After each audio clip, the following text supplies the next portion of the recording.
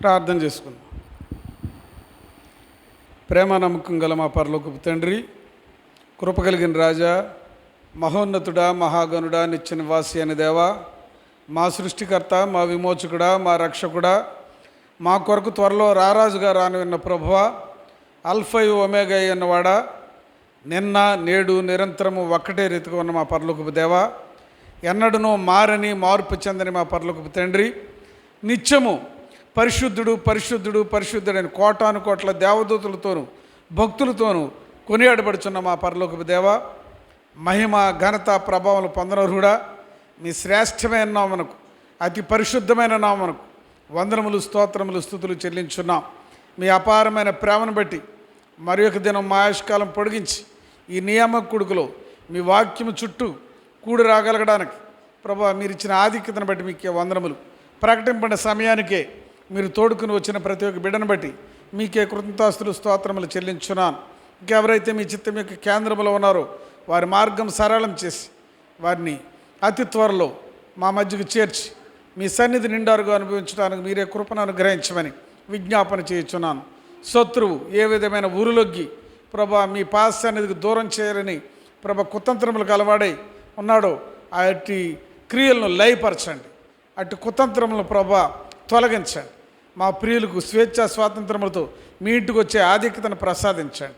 జయోత్సాహంతో మీ ద్వారా మీ ఇంటికి వచ్చి మిమ్మల్ని మహింపరచుట్లో మీ జీవవాక్యమును మీ ఉపదేశమును విని తద్వారా ప్రభా నూతనపరచబడుట్లో ప్రభా మీరే సహాయపడమని విజ్ఞాపన చేయించున్నాం. ఎవరైతే ఇద్దరు ముగ్గురు నా నామం పేరట కూడి ఉంటారో వారి మధ్య నేను ఉంటానని వాగ్దానం చేసిన దేవుడు, మా మధ్య మీరు ఉన్నారు. మాలో ఉన్న దేవుడు, మా మధ్య ఉన్న దేవుడు, మీకే వందనములు, స్తోత్రములు చెల్లించున్నా. మీ పాస్ సన్నిధి మా మధ్య ఉన్నదనే గమనికతో మా యొక్క ప్రవర్తన యావత్తు మీ సన్నిధిలో చక్కపరుచుకోవడానికి కృపను అనుగ్రహించండి. సమస్తమును మర్యాదగాను క్రమంగాను మీకు మహిమకరంగాను మాకు దీవెనకరంగాను మీరే జరిగించండి. మీ ఆధిపత్యంలో మీ శిరసత్వంలోనే తండ్రి ఈ కూడికి జరిపించండి. ప్రభువా మీకే వందనములు. ఇదే సమయంలో ఏ ఏ స్థలాల్లో అయితే ప్రత్యేకమైన కూడుకులు ఉన్నాయో, ఎక్కడైతే సువార్త ప్రకటింపబడుతుందో అక్కడ మీరుండి అనేకమైన అద్భుత ఆశ్చర్యకార్యములు జరిగిస్తారని నమ్మి మీకు స్తోత్రములు చెల్లించున్నాం. అనేకమైన ఆత్మల రక్షణార్థమై ప్రభువా ఆ తండ్రి సువార్త తండ్రి జరిగించుట్లో మీరే సహాయపడండి. ప్రభా యొక్క కూడుకులు అనేకమైన ఆత్మల రక్షణార్థమై వినియోగించబడడానికి మీరే సహాయపడండి. మీరు అద్భుతకరుడు. మా కంటికి కనపడవు, చెవులకి వినపడవు, మనుషు హృదయానికి గోచరం కానీ గొప్ప సంగతులు మీరు మా పట్ల ఉద్దేశించిన దేవుడు. మీ ఉద్దేశం స్థిరమైనది, మీ తలంపులు ఉన్నతమైనవి. అటువంటివి ప్రభా నెరవేర్చి మీరే మహిమ పొందండి. ప్రభా మీకే వందనములు, స్తోత్రములు. కూడి ఉన్న మేమందరం ఆత్మీయంగా స్థిరపరచబడ్డానికి, ఆత్మీయంగా ఎదగడానికి, మీ రాకడ కొరకే ఆయత్తపరచబడ్డానికి మీరే మీ గొప్ప కార్యం జరిగించండి. వినయ భయభక్తులతో మీ ఉపదేశమును అంగీకరించే మనసు మాలో ప్రతి ఒక్కరికి అనుగ్రహించండి. ప్రభా నిష్ప్రయోజకుడైన మీ దాసుడిని మీ నామం పేరట నిలవబడుచుంటుండగా నా ఆత్మ ప్రాణదేహములు మీ రక్తంతో కడిగి శుద్ధీకరించండి. కేవలం మీ నోటు బోరగా మీ చేతుల అర్హమైన పాత్రగా వాడుకోనండి. మీరు పలికిన మీ మెల్లనైన మాటల ద్వారా మేమందరం క్షేమాభివృద్ధి పొందడానికి మీరే సహాయపడండి. ఈ సమయంలో ఏ విధమైన పాటల ద్వారా మిమ్మల్ని మేంపరచాలో కావాల్సిన కృపనివ్వండి. ఏ విధమైన లేఖన భాగముల ద్వారా మాతో మాట్లాడాలని మీ ఉద్దేశం నెరవేర్చండి. ప్రభువా మీకే వందనములు. వచ్చిన మా ప్రియులను బట్టి మీకే స్తుతులు. ఇంకా రావాల్సిన వారిని కూడా మీరే సిద్ధపరిచి మా మధ్యకి చేర్చి మీరే మహిమ పొందండి. మీ నామానికే మహిమాగంతా ప్రభలు ఆరోపిస్తూ మమ్మల్ని మీ కృపాస్తాలకు అప్పగించుకుంటూ అంధకార శక్తులను, చీకటి శక్తులను నజరేయుడైన యేసునామమున బంధిస్తూ యేసుక్రీస్తు వారి అత్యున్నతంగా హెచ్చింపబడినామని స్తుతించి గణపరిచి ప్రార్థించి వినయపూర్వకంగా వేడుకొంచున్నాం మా పరమ తండ్రి. ఆమేన్.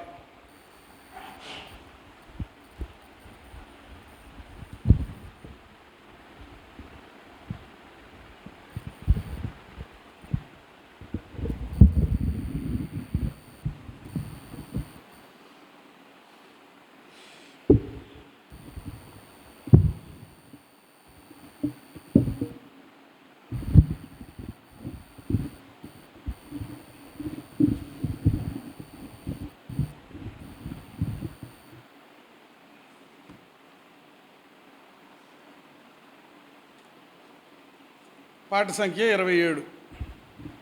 మన దేవుని పట్టణమందాయన పరిశుద్ధ పర్వతం. పాట సంఖ్య 27. మన దేవుని పట్టణమందాయన పరిశుద్ధ పర్వతమందు యెహోవా గొప్ప వాడును బహు కీర్తనీయుడైయున్నాడు.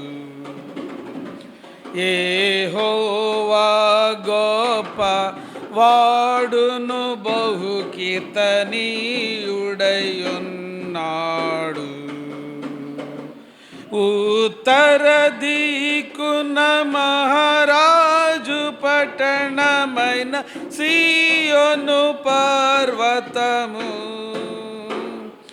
ఉత్తర దిక్కున మహారాజు పట్టణమైన సీయోను పర్వతము ఉన్నతమై అందముగా సర్వభూమికి సంతోషమిచ్చుచున్నది. ఉన్నతమై అందముగా సర్వభూమికి సంతోషమిచ్చుచున్నది. మన దేవుని పట్టణమందాయన పరిశుద్ధ పర్వతమందు యెహోవా గొప్ప వాడును బహు కీర్తనీయుడైయున్నాడు. యెహోవా గొప్ప వాడును బహు కీర్తనీయుడైయున్నాడు. దాని నగరులలో దేవుడాశ్రయముగా ప్రత్యక్షంబగుచున్నాడు. దాని నగరులలో దేవుడాశ్రయముగా ప్రత్యక్షంబగుచున్నాడు. రాజులేకముగా కూడి ఆశ్చర్యపడి భ్రమపడి త్వరగా వెళ్ళిరి. రాజులేకముగా కూడి ఆశ్చర్యపడి భ్రమపడి త్వరగా వెళ్ళిరి. మన దేవుని పట్టణమందాయన పరిశుద్ధ పర్వతమందు యెహోవా గొప్ప వాడును బహు కీర్తనీయుడైయున్నాడు. యెహోవా గొప్ప వాడును బహు కీర్తనీయుడైయున్నాడు. ఈ అచ్చట వారల వణకును ప్రసవించు స్త్రీ వేదన పట్టెను. అచ్చట వారల వణకును ప్రసవించు స్త్రీ వేదన పట్టెను. తూర్పు గాలిని రేపి తర్షీషు ఓడల పగులగొట్టుచున్నావు. తూర్పు గాలిని రేపి తర్షీషు ఓడల పగులగొట్టుచున్నావు. మన దేవుని పట్టణమందాయన పరిశుద్ధ పర్వతమందు యెహోవా గొప్ప వాడును బహు కీర్తనీయుడైయున్నాడు. యెహోవా గొప్ప వాడును బహు కీర్తనీయుడైయున్నాడు. సైన్యములధిపతి యెహోవా దేవుని పట్టణమునందు సైన్యములధిపతి యెహోవా దేవుని పట్టణమునందు మనము విని నాటి రీతిగా జరుగుట మనము చూచితిమి. మనము విని నాటి రీతిగా జరుగుట మనము చూచితిమి. మన దేవుని పట్టణమందాయన పరిశుద్ధ పర్వతమందు యెహోవా గొప్ప వాడును బహు కీర్తనీయుడయున్నాడు. యెహోవా గొప్ప వాడును బహు కీర్తనీయుడయున్నాడు. మన దేవుడు నీచముగా దానిని స్థిరపరచి యున్నాడు. మన దేవుడు నీచముగా దానిని స్థిరపరచి యున్నాడు. దేవాని ఆలయమందున నీ కృపను ధ్యానించితిమి. దేవాని ఆలయమందున నీ కృపను ధ్యానించితిమి. మన దేవుని పట్టణమందాయన పరిశుద్ధ పర్వతమందు యెహోవా గొప్ప వాడును బహు కీర్తనీయుడయున్నాడు. యెహోవా గొప్ప వాడును బహు కీర్తనీయుడయున్నాడు.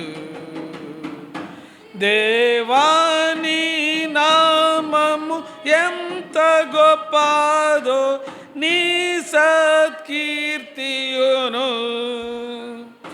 దేవాని నామము ఎంత గొప్పదో నీ సత్కీర్తియును.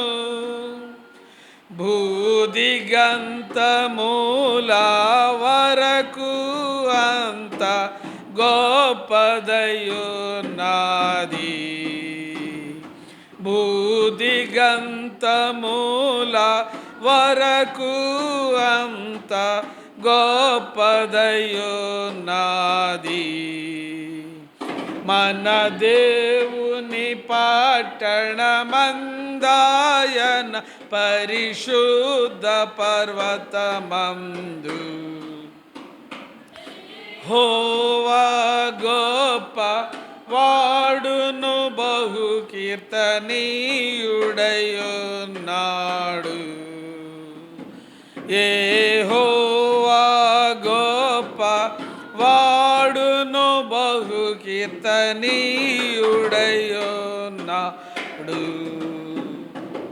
ఈ దేవుడు సదా కాలము మనకు దేవుడయున్నాడు. ఈ దేవుడు సదా కాలము మనకు దేవుడయున్నాడు. మనలా నడిపించును మరణ పర్యంతము. హల్లెలూయా ఆమేన్. మనలా నడిపించును మరణ పర్యంతము. హల్లెలూయా ఆమేన్. మన దేవుని పట్టణమందాయన పరిశుద్ధ పర్వతమందు యెహోవా గొప్ప వాడును బహు కీర్తనీయుడయున్నాడు.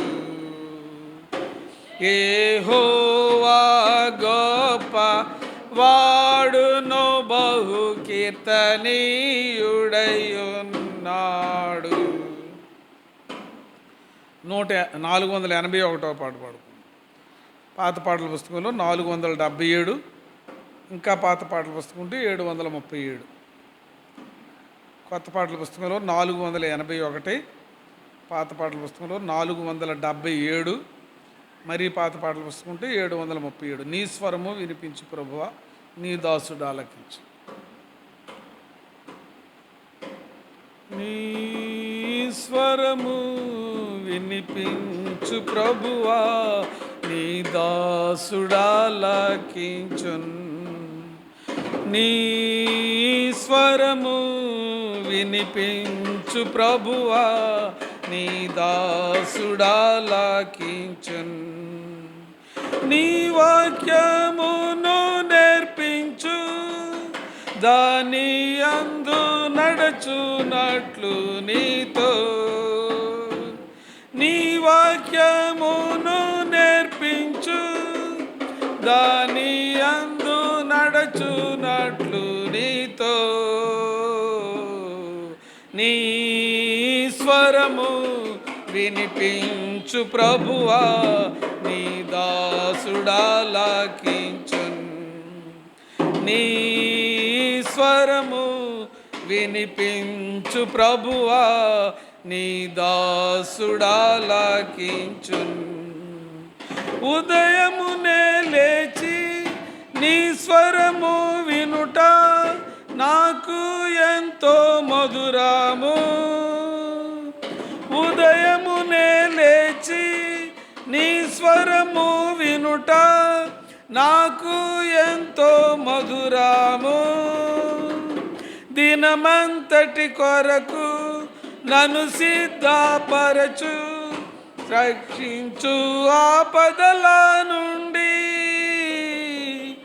రక్షించు ఆపదల నుండి.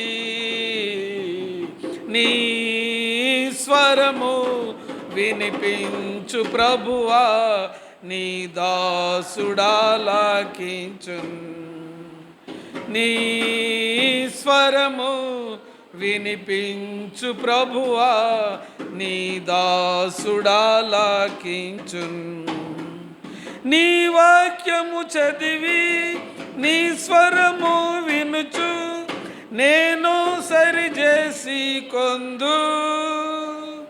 నీ వాక్యము చదివి నీ స్వరము వినుచు, నేను సరిచేసి కొందు.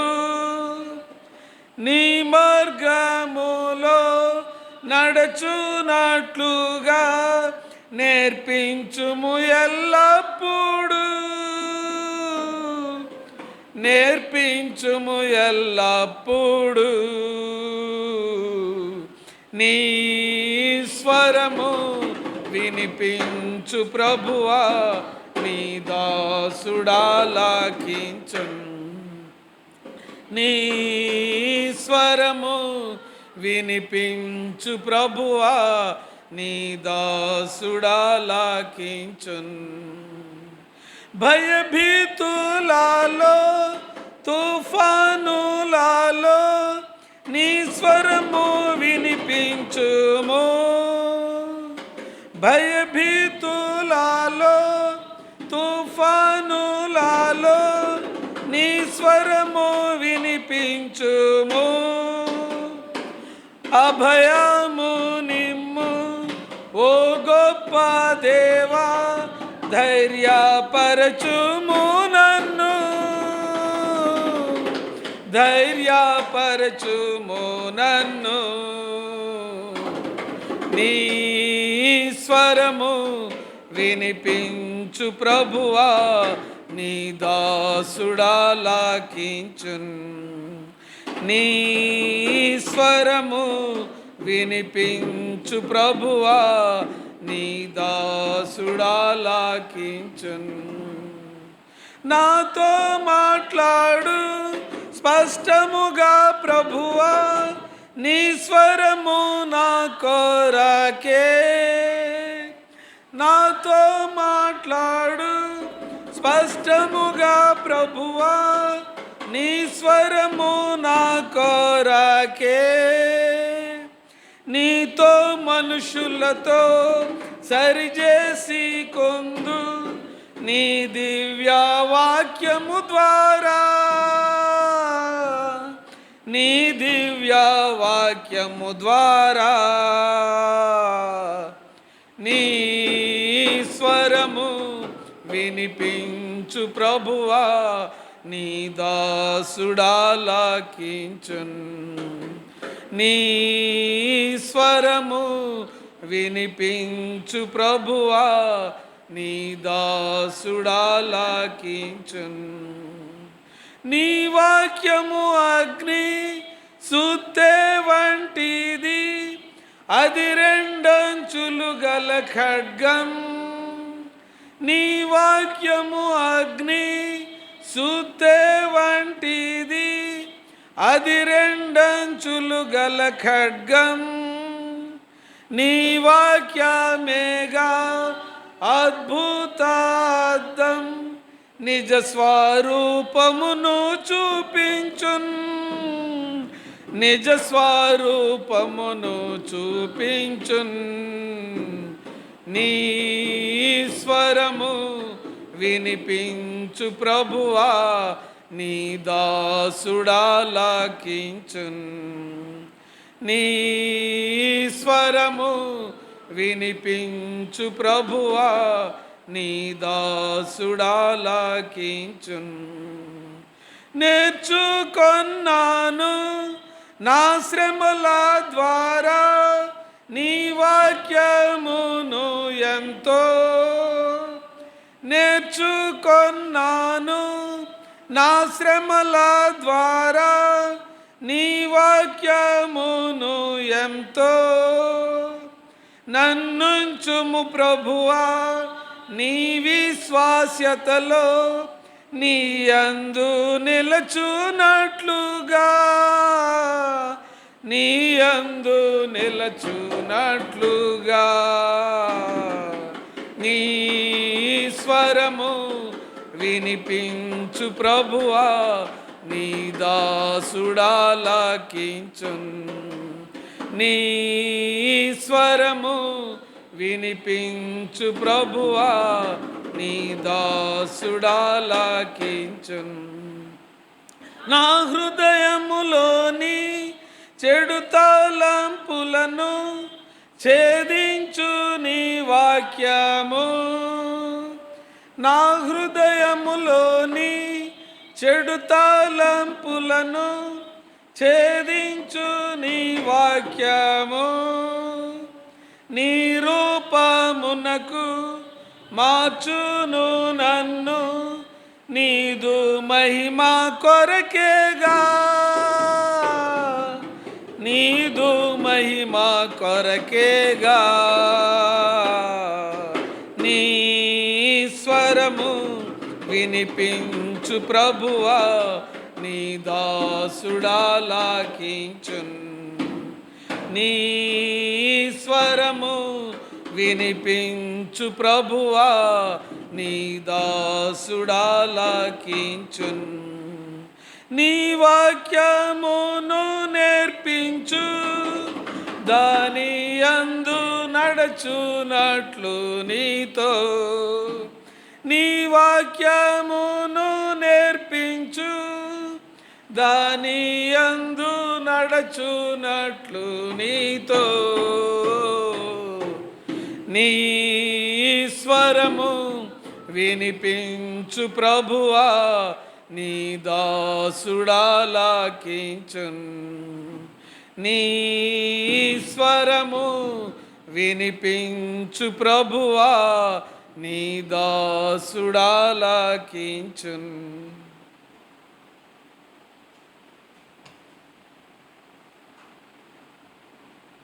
ఈ దిన వాక్యకుడి కొరకై పరిశుద్ధ గ్రంథంలో నుండి యెషయా గ్రంథం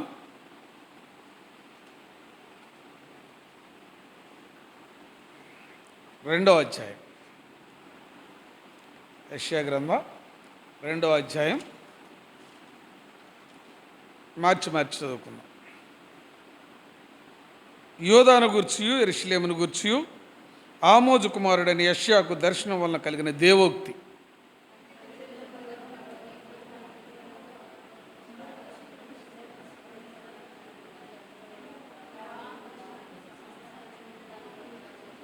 ఆ కాలమున సియోనులో నుండి ధర్మశాస్త్రము, యెరూషలేములో నుండి యెహోవా వాక్కు బయలువెళ్ళును. జనములు గుంపులు గుంపులుగా వచ్చి, యాకోబు దేవుని మందిరమునకు, యెహోవా పర్వతమునకు మనము వెళ్ళుదము రండి. ఆయన తన మార్గముల విషయమై మనకు బోధించును. మనం ఆయన త్రోవల్లో నడుతుమని చెప్పుకొందురు.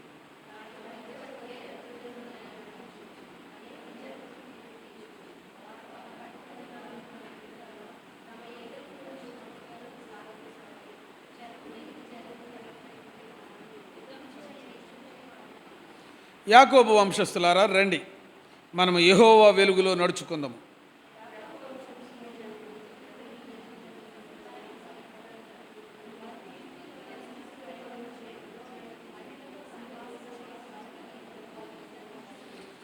వారి దేశము వెండి బంగారములతో నిండి ఉన్నది, వారి ఆస్తి సంపాద్యమునకు మితి లేదు.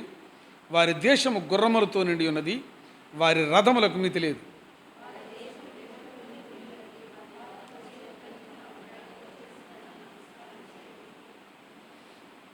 అల్పులు అణగదొక్కబడుదురు, ఘనులు తగ్గింపబడుదురు, కాబట్టి వారిని క్షమింపకుము.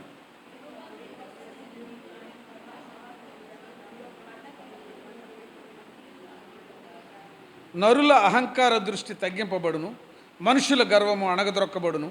ఆ దినమున యెహోవా మాత్రమే ఘనత వహించు.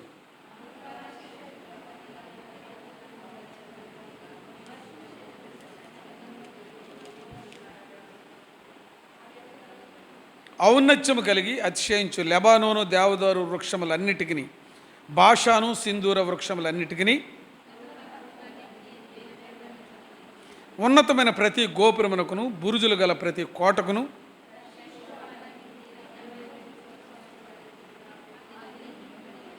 అప్పుడు నరుల అహంకారము అణగదొక్కబడును, మనుషుల గర్వము తగ్గింపబడును.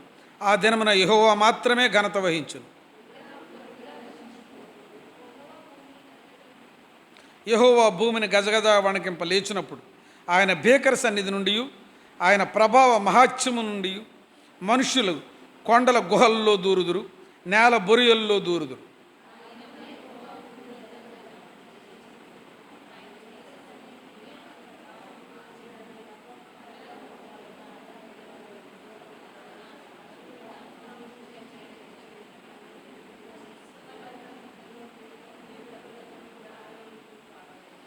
తన నాసికారంధ్రముల్లో ప్రాణము కలిగిన నరుని లక్ష్య పెట్టకుము. వానిని ఏ విషయంలో ఎన్నిక చేయవచ్చును? ప్రభు సహాయం కొరకే ప్రార్థన చేసుకుందాం.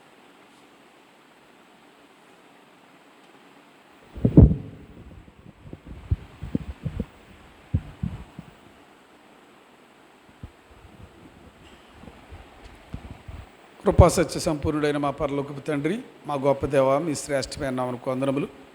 మీ అపారమైన ప్రేమను బట్టి, మీ ఉపదేశం కొరకే, మీ మెల్లైన స్వరం కొరకే, మీ ఇంటికి రాగలగడానికి మీరు ఇచ్చిన ఆధిక్యతను బట్టి మీకు వందనములు. ఇంతవరకు పాటల ద్వారా మిమ్మల్ని మహింపరచడానికి దీనిలోమైన మాకు ఇచ్చిన ఆధిక్యతను బట్టి మీకు వందనములు. మా ముందుకు తీసుకుని వచ్చిన మీ పరిశుద్ధమైన మీ లేఖన భాగాలను బట్టి మీకు వందనములు. మేము చదువుకోవడానికి మాకు ఇచ్చిన అక్షర జ్ఞానాన్ని బట్టి కూడా మీకే స్తుతులు. ఆత్మ సంబంధమైన సంగతులు మీరు మాత్రమే మాకు ఉపదేశించగలరు. అందునిమిత్తమే మీతోటే కన్నులు చూస్తున్నాం. వినగలిగే చెవి, గ్రహించగలిగే మనసు, మిమ్మల్ని చూసే కన్నులు మాలో ప్రతి ఒక్కరికి ప్రసాదించండి. అంగీకరించే మనసు ఇవ్వండి.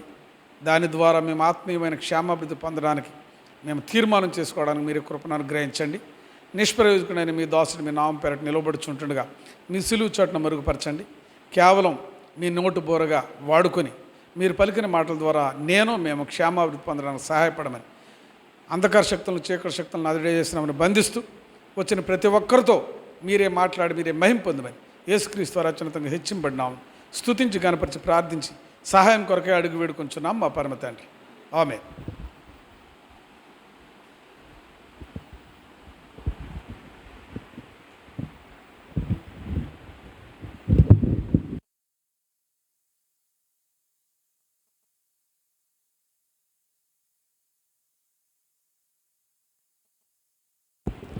ప్రారంభించాం. ఈ 2వ అధ్యాయం అయితే మొదటి 2 వచనములతోనే అయిపోయింది గతంలో. కారణం ఏంటంటే యెషయా గురించి ఉపోద్ఘాతం చెప్పుకున్నాం. యెషయా గ్రంథాన్ని ఏమంటామన్నాం? మినీ బైబిల్ అంటాం. ఇందులో ఒక్కొక్క అధ్యాయము ఒక్కొక్క పుస్తకానికి పోల్చబడి ఉంటుంది. అయితే ఇప్పుడు 2వ అధ్యాయం ధ్యానిస్తున్నాం కాబట్టి పరిశుద్ధ గ్రంథంలో నుండి నిర్గమకాండాన్ని పోలి ఉంటుంది. నిర్గమకాండం అంటే తన ప్రజలైన ఇశ్రాయేలీయులు వేదనలో ఉన్నప్పుడు, శ్రమలో ఉన్నప్పుడు, కష్టాల్లో ఉన్నప్పుడు, దాసత్వంలో ఉన్నప్పుడు ఐగుప్తు యొక్క దాస్యము నుండి విడిపించి తన ప్రజలు తన ఏర్పాటులో ఉన్న వారిని పాలు తేనెలు ప్రవహించు కనాను దేశానికి తీసుకువెళ్ళడానికి ఒక నాయకుడిని ఎంచుకున్నాడంట. ఎవరో? దేవుడే. ఇశ్రాయేలు ఎలక్ట్ చేసుకోలేదు, ఇశ్రాయేలీయులు వారు ఎన్నిక చేసుకోలేదు, దేవుడు ఎన్నిక చేసుకున్నాడు. ఎందుకంటే మోషే దేవుని యొక్క సంకల్పములో ఉన్నవాడు. అందుకే మరణ శాసనం కూడా మోషేనేమి చేయలేకపోయింది. ఆఖరికి ఎవరైతే మరణ శాసనం తీసుకొచ్చారో వాళ్ళ ఇంట్లోనే పెరిగాడు. బాల్యం అంటే తల్లి పాలు మాన్పించేసిన తర్వాత ఫరో యొక్క కుమార్తె యొక్క కుమారుడిగా సకల ఐగుప్తి విద్యలను కోటలోనే అభ్యసించాడు. అటువంటి మోషే పాపం ఉగ్గుపాలతోనే తల్లి పెంచింది. బాబు, నువ్వు వెళ్ళేది ఫరో విగ్రహారాధికుడు, మంత్రాల మీద ఆశలు కలిగి ఉన్నవాడు. అటువంటి వాడి ఇంట్లో పెరుగుతావు. కానీ నువ్వెవరవో తెలుసా? సర్వశక్తి గల దేవుని యొక్క బిడ్డవు, సైన్యములకు అధిపతిగా యెహోవా ఏర్పాటులో ఉన్నవాడు. కాబట్టి నీ దేవుణ్ణి మర్చిపోవద్దు, నీ దేవుని యొక్క ఆజ్ఞలు మర్చిపోవద్దు, నీ యొక్క దేవుని యొక్క కట్టలు మర్చిపోవద్దు. ఎందుకంటే ఆయన మనల్ని సృజించి ఆయన బిడ్డలుగా ప్రత్యేకించుకున్నాడు ఈ లోకము నుండి. అందుకంటే లోకానికి సాదృశ్యమైన ఐగుప్తులో నువ్వు పెరగడానికి దేవుడు ఇష్టపడ్డాడు. కానీ నువ్వెవరు బిడ్డవు? దేవుడి బిడ్డవు. నువ్వు నిజమైన దేవుని బిడ్డవు, సజీవుడైన దేవుని బిడ్డవు. వాళ్ళు సృష్టికర్తను విడిచి సృష్టియాన్ని పూజించేవారు. అటువంటి వాళ్ళ దగ్గరికి వెళ్తున్నావు కాబట్టి నువ్వు చాలా జాగ్రత్తగా ఉండాలి. నువ్వెప్పుడు వాళ్ళకు కనపడకుండా వివేకం కలిగిన వాడివై నువ్వేం చేసుకోవాలి? ప్రార్థన చేసుకోవాలి. దేవా, శక్తిని, సామర్థ్యాన్ని, జ్ఞానాన్ని నా ప్రజలందరూ ఇక్కడ దాసత్వంలో ఉన్నారు, వాళ్ళని విడిపించడానికేమో నన్ను మరణములో నుండి జీవములోనికి దాటించావు, నా ప్రాణానికి భద్రత అనుగ్రహించావు అని ప్రార్థన చేసుకుంటానే పెరిగాడు. చక్కగా పెరిగిన తర్వాత మనకందరికీ వృత్తాంతం తెలుసు కాబట్టి స్పీడ్కి వెళ్ళిపోతుంది. అయితే అటువంటి మోషే ఏం చేసుకున్నాడంటే పెద్దవాడైన తర్వాత, ఎదిగిన తర్వాత, యవ్వనప్రాయం వచ్చిన తర్వాత, మంచి సైనికుడిగా, యుద్ధ నైపుణ్యం కలిగిన వాడిగా తర్ఫీదు పొందిన తర్వాత మా ప్రజలను ఎలా ఉన్నారో చూద్దామని బయటకు వచ్చాడు. మనకి వృత్తాంతం నిర్గమకాండంలో తెలుసు. మనకి వచ్చేటప్పటికి వాళ్ళందరూ ఏం చేస్తున్నారు? దాసత్వంలో ఉన్నారు. ఇటుకలు చేయడం, ఇటుకలు కాల్చడం, అందివ్వడం, అటువంటి పరిస్థితుల్లో ఉన్నారు వాళ్ళందరూ. పాపం సరైన తిండి లేదు, వేదనే. స్వతంత్రులుగా ఉండవలసిన వాళ్ళు దాసత్వంలోకి వెళ్ళిపోయారు. అటువంటి పరిస్థితుల్లో ఉన్న ఆ ఇశ్రాయేలీలను చూసేటప్పటికి అతను చాలా బాధపడ్డాడు. అయితే విమోచించడానికి, విడుదలివ్వడానికేమో ఇంతకాలం నేను ఐగుప్తులో ఏం నేర్చుకున్నాను?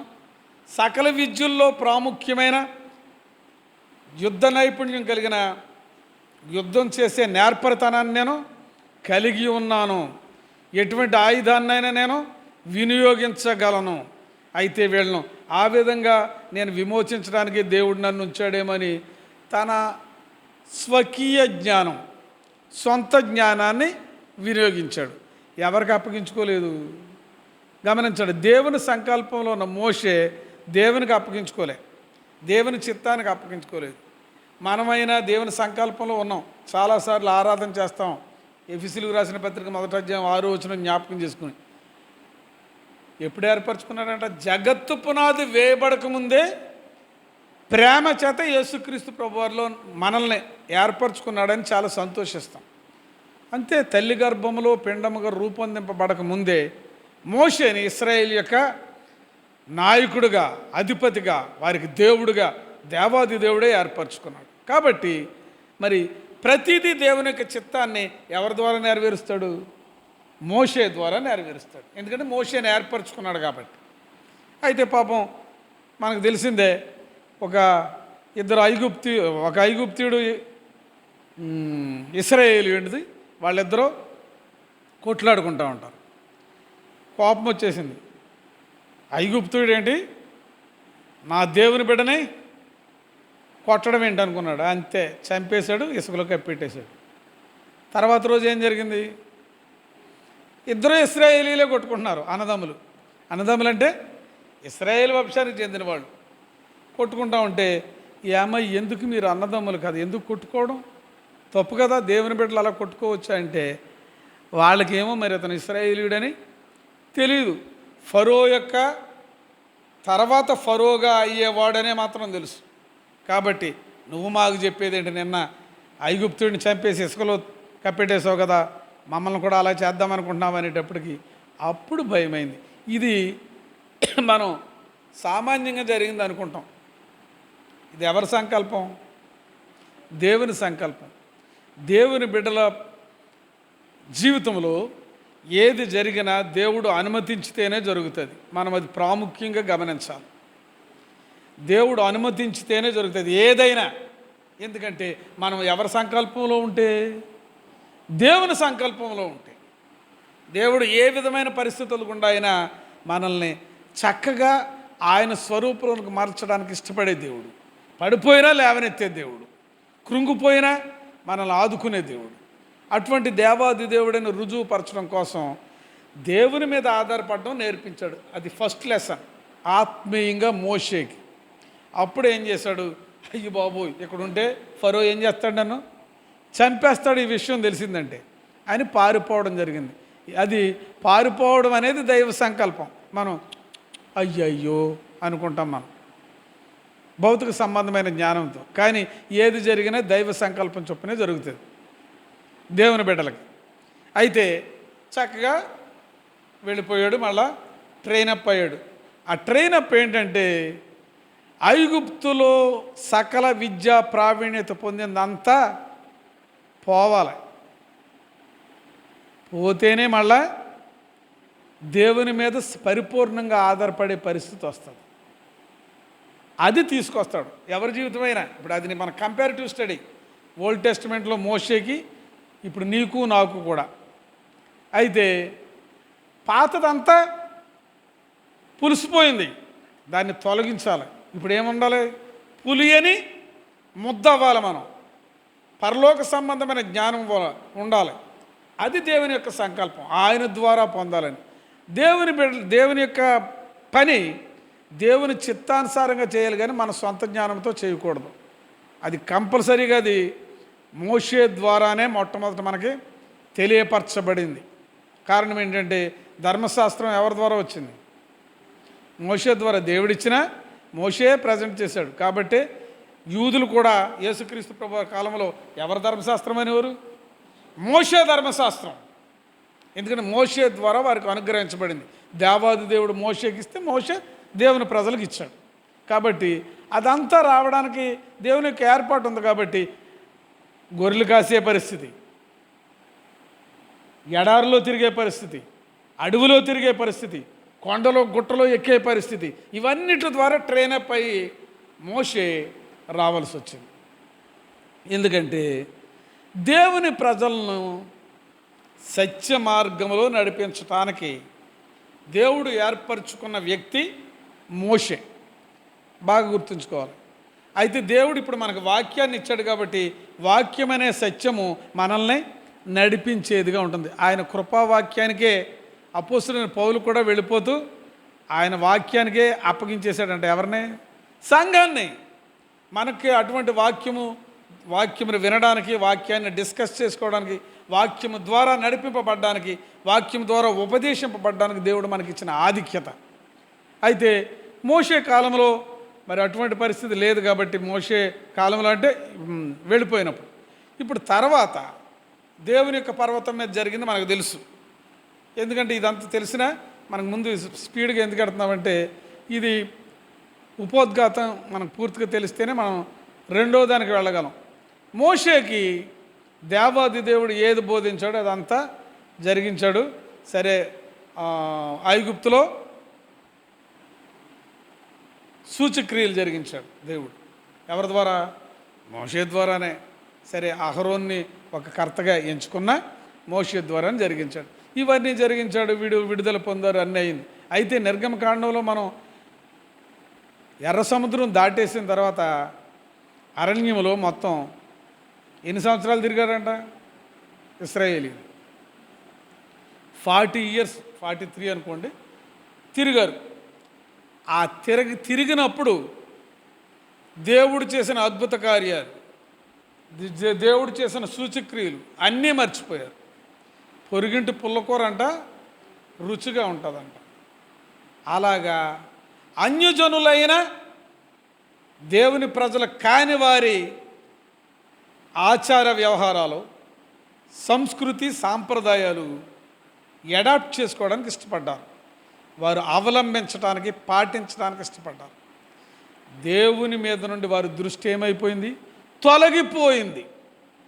ఎవరి బిడ్డల వాళ్ళు? దేవుని బిడ్డలు. వారికి స్టెప్ బై స్టెప్ అన్నీ నీతిగల న్యాయాధిపతి తీర్పు తీరుస్తూనే వచ్చాడు. ఇప్పుడు మనం ప్రజెంట్లోకి వస్తున్నాం. ఏమి తీరుస్తూ వచ్చాడు? తీర్పు తీరుస్తూనే వచ్చాడు. అందుకే అది జ్ఞాపకం చేస్తున్నాడు. యెషయా గ్రంథం 2వ అధ్యాయంలో తీర్పు తీరుస్తున్నాడు. అందుకే మనలో ప్రతి ఒక్కడు క్రీస్తు న్యాయపీఠం ఎదుట ప్రత్యక్షపరచబడాలి. అంతే, మనం నిలబడాలి. మనం చేసిన కార్యాలు ఏవైనా, మంచి అయినా సరే, చెడ్డ అయినా సరే. లోకాసు వార్తలోనా ఎక్కడ ఉంటుంది?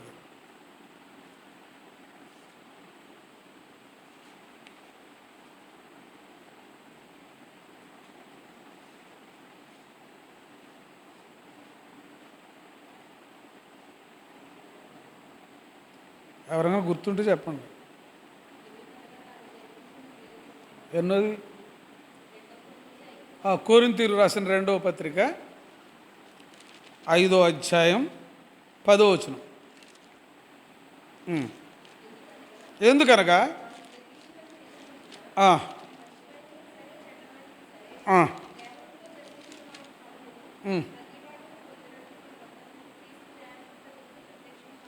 అది అపోస్తులైన పౌలు సంఘానికి చెప్పింది. అది ఎందుకు? ఆయన ఎవరో నీతిగల ఆయన ప్రత్యక్షతని ఇక్కడ చూపిస్తున్నాడు. ఆయన యేసుక్రీస్తు ప్రభువారు ఆయన శరీరధారిగా ఈ లోకంలోకి వచ్చాడు కాబట్టి ఆయనను మనం చూడవచ్చు. ఇక్కడైతే యేసుక్రీస్తు ప్రభువారు వాక్కు రూపంలోను వెలుగు రూపంలో ఉన్న దేవుడు.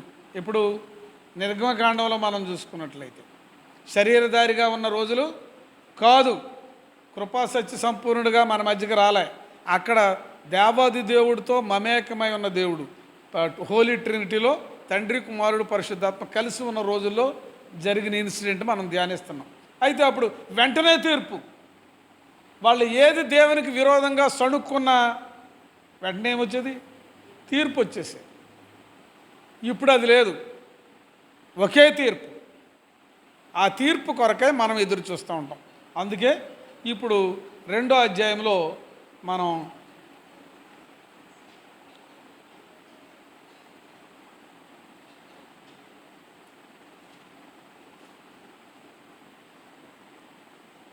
పదకొండవ వచనం.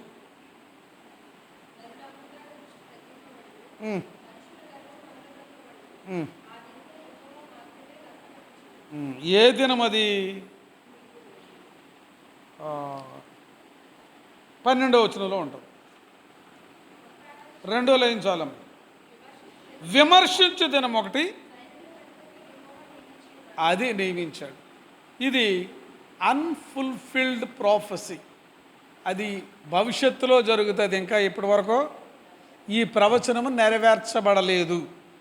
ఎందుకంటే యేసుక్రీస్తు ప్రభువారి యొక్క సెకండ్ కమింగ్లో అది జరుగుతుంది. ఏ దినం అది? విమర్శ దినం. విమర్శ దినం అప్పుడు జరుగుతుంది. దాని కొరకే ఎదురు చూస్తున్నాం. దాని కొరకే, ఆ విమర్శ దినం కొరకే ఎందరు ప్రవక్తలు రాశారంటే యోవేలు రాశాడు.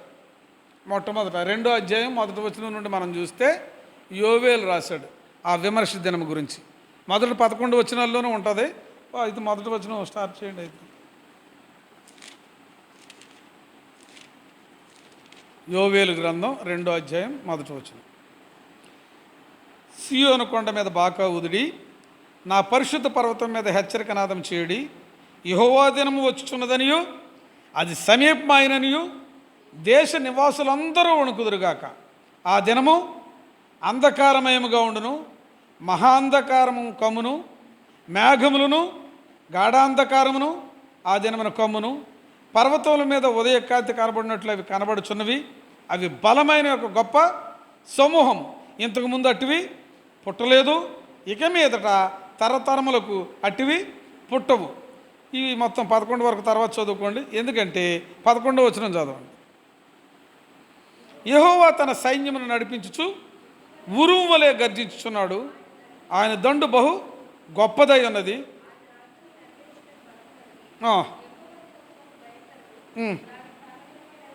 అది అని యోవేలు ద్వారా దేవాది దేవుడు తన బిడ్డలైన ఇశ్రాయేలీలు సరవడం కోసం చేస్తున్నాడు. ఎందుకంటే వాళ్ళు దేవుని యొక్క మహోన్నతను గురించి వాళ్ళు అతిశయించకుండా చుట్టుప్రక్కల ఉన్న విగ్రహాలని ఆశ్రయించారు. ఆ కారణం వల్ల వాళ్ళకి తీర్పు ఉంది. అబ్బాయి, ఆ మహాదినం అది. ఇప్పుడు ఏం చేయాలి? 12వ వచనం.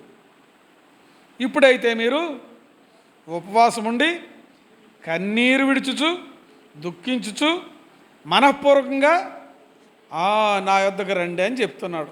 ఎందుకంటే 3:11 ఏముంది?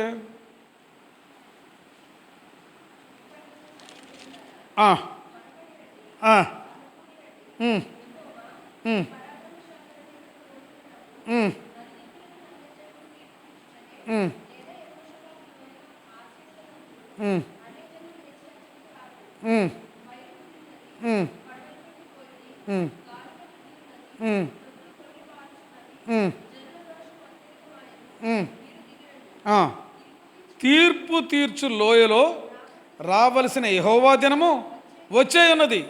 తీర్పుకై జనులు గుంపులు గుంపులుగా కూడి ఉన్నారు. సూర్యచంద్రులు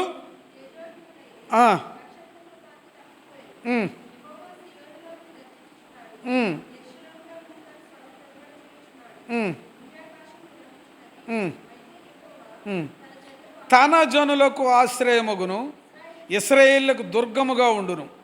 చాలు. ఎందుకంటే బాగా అది లాస్ట్లో మనం చూసుకున్నట్లయితే లాస్ట్ అది.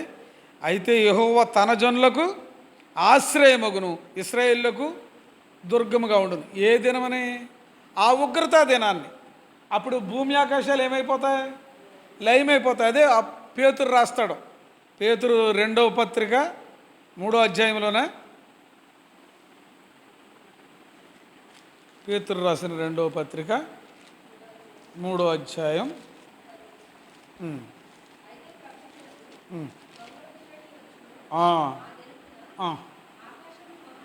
ఆకాశములు మహాధ్వనితో గతించిపోవును, పంచభూతములు మిక్కుటమైన వేండ్రముతో లయమైపోవును.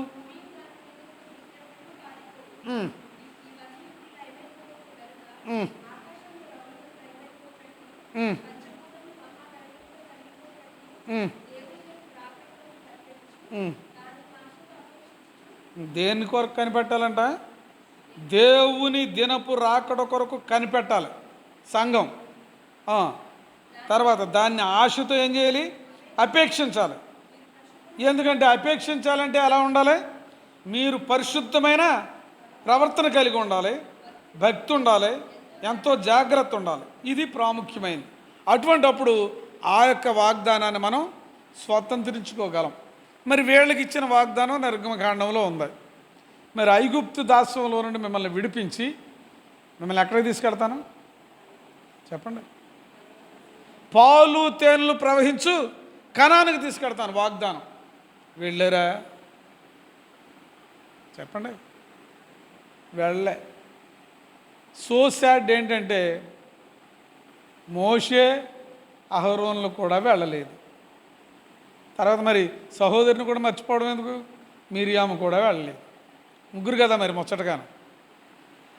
ముగ్గురు వెళ్ళలే, ఇద్దరు మాత్రమే వెళ్ళున్నారు. మనకు చరిత్ర తెలుసు కాబట్టి ముందుకు వెళ్ళిపోతున్నాను.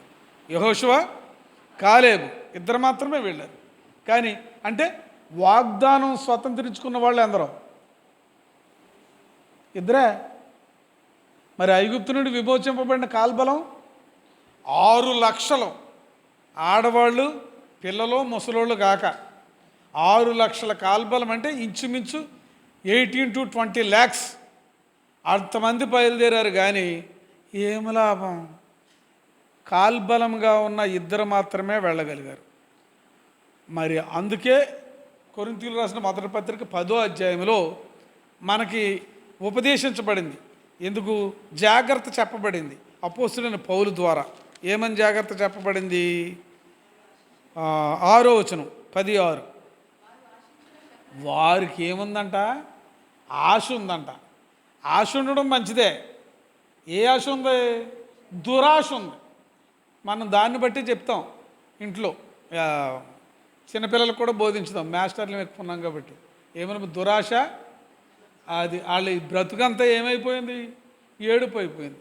మన నిత్య జీవితంలో కూడా దేవునికి దూరం అయిపోయి ఏడుపు మొహాలతో ఉండకుండా దేవుని దగ్గరుండి సంతోషంతో దేవునితో పాటు ఆనందించుట కొరకై వారు ఏం చేశారంటే ఆశించిన ప్రకారం మనం ఏం ఆశించకూడదు?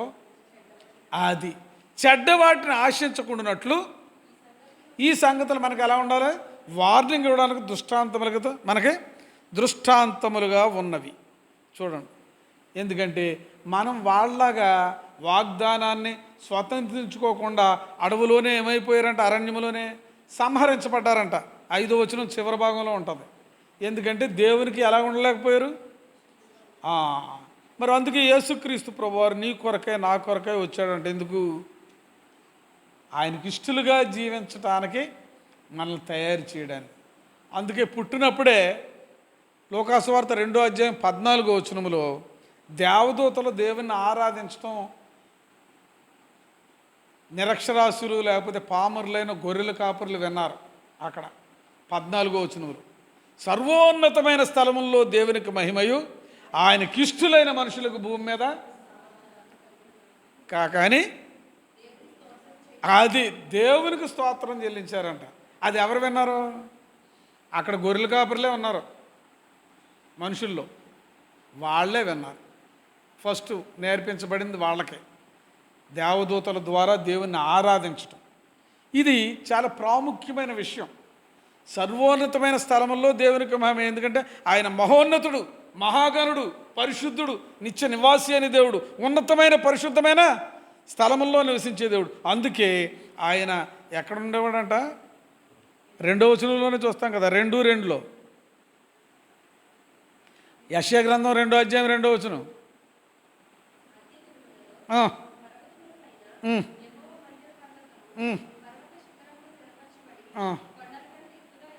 అది అక్కడ ఆయన సింహాసనం.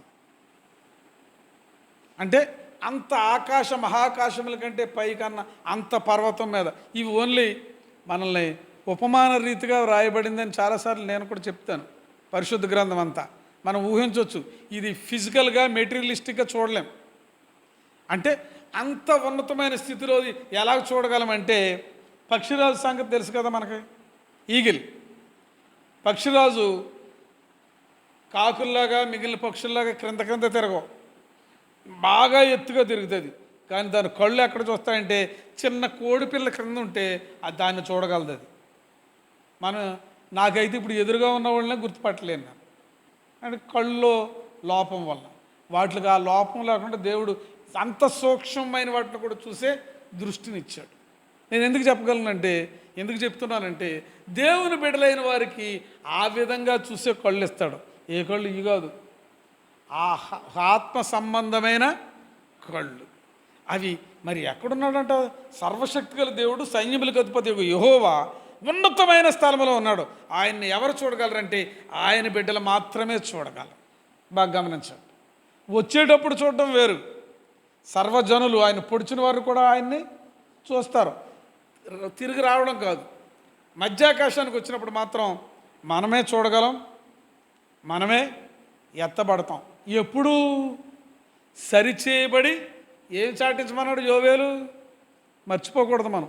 ఉపవాస దినం. మనసులో ఏం చేయాలి? ఆయన తట్టు తిరగాలి. మనం చేసిన అపరాధాలు, చీకటి క్రియలు ఆయన దగ్గర ఒప్పుకోవాలి.